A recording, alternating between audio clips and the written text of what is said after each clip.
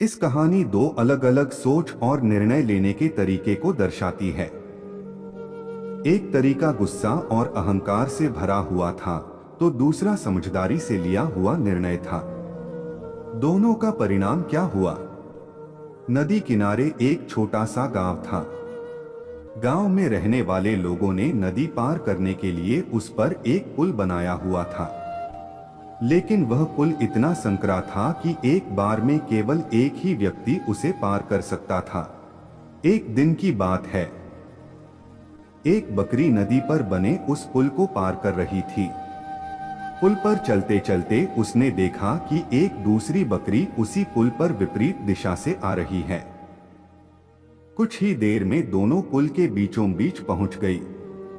पुल को एक बार में केवल एक ही बकरी पार कर सकती थी, इसलिए दोनों बकरियां कुछ देर तक इंतजार करती रही कि सामने वाली बकरी पीछे हट जाएगी। लेकिन ऐसा नहीं हुआ।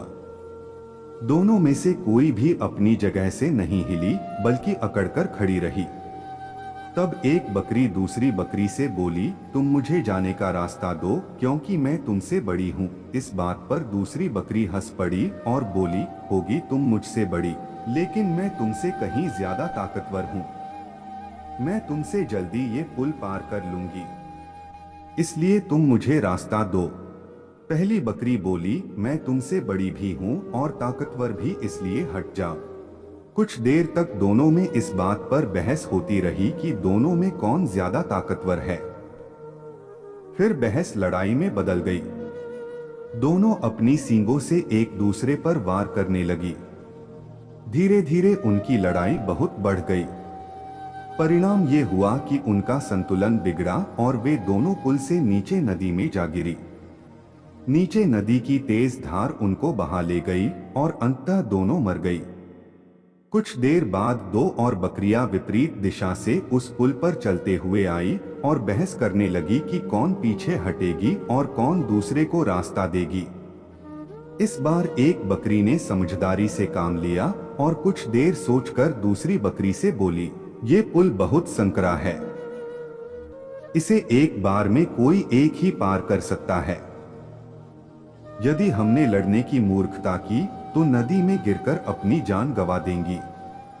इसलिए ऐसा करते हैं कि मैं पुल पर लेट जाती हूँ, तुम मुझे लांघकर दूसरी ओर चले जाना।